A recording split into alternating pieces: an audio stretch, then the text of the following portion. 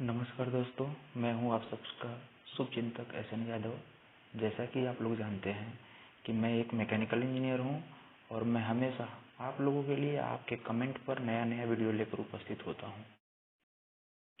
ठीक उसी प्रकार फिर से मैं आप लोगों के बीच हमारे एक सब्सक्राइबर के कमेंट पर एक नया वीडियो लेकर उपस्थित हुआ हूं।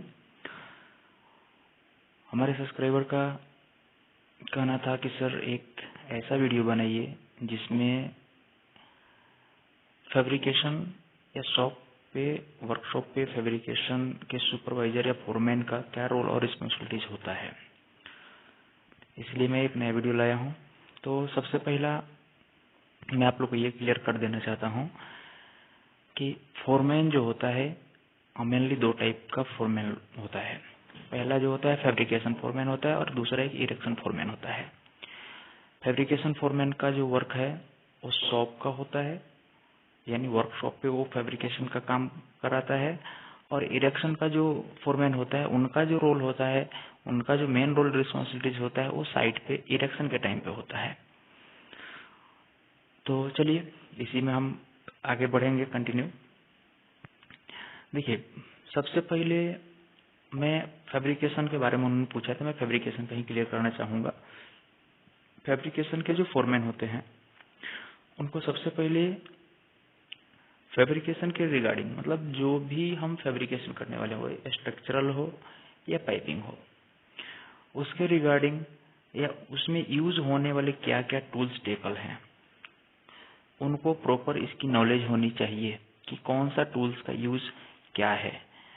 नेक्स्ट, उनके पास टीम लीडिंग कैपेसिटी होनी चाहिए।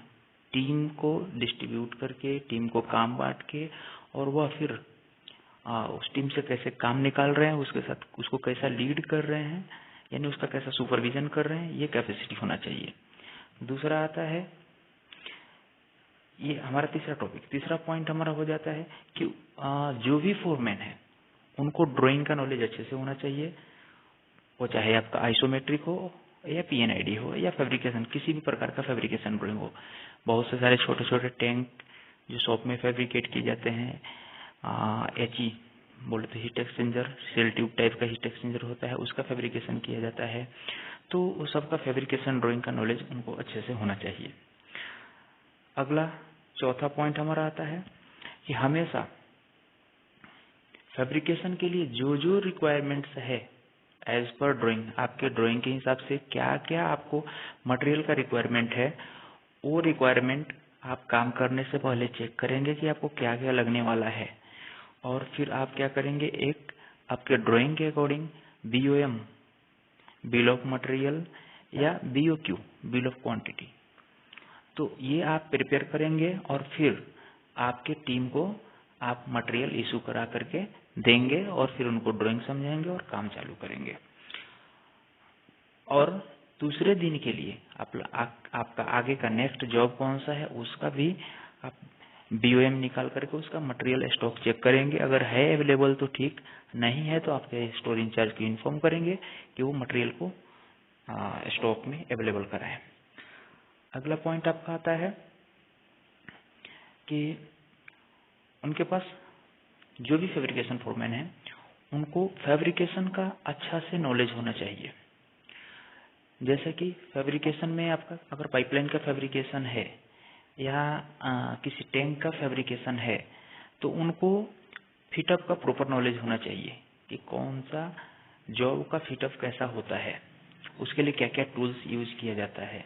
उसके बाद जब फिटअप हो गया तो उसका फिटअप रिपोर्ट प्रिपेयर करना होता है और फिर फिटअप रिपोर्ट प्रिपेयर करके आपका शॉप का जो भी इंचार्ज है या QC इंजीनियर है या उस डिपार्टमेंट से कंसर्न इंजीनियर है, उनका आपके फिटअप रिपोर्ट पे साइन होना चाहिए।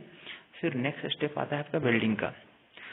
उसके बाद आपको यह ध्यान रखना है कि वेल्डिंग के लिए कौन सा टाइप का वेल्डिंग आप यूज करने वाले हैं, उसके लिए कौन सा फिलर मेटल देने वाले हैं, बेस मेटल आपका क्या है, उसके अकॉर्डिंग जो वेल्डिंग प्रोसीजर है उसको फॉलो करते हुए फिर आप वेल्डिंग की तरफ बढ़ेंगे।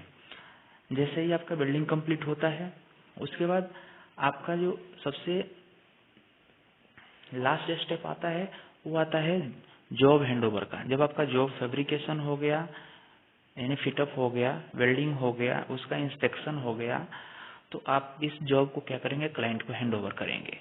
तो क्लाइंट को हैंड ओवर करने से पहले एक हैंड ओवर रिपोर्ट बनाया जाता है, जिसमें आपका सभी वेल्डिंग प्रोसीजर, फिटअप प्रोसीजर, आपका क्वालिटी का जो भी पॉइंट्स थे वो सब मेंशन होता है। उसमें फोरमैन का साइन रहेगा, जो फैब्रिकेशन फोरमैन होंगे उनका, फैब्रिकेशन इंजीनियर का, क्यूसी इंजीनियर का, और फिर जो क्लाइंट रिसीव करेगा उनका।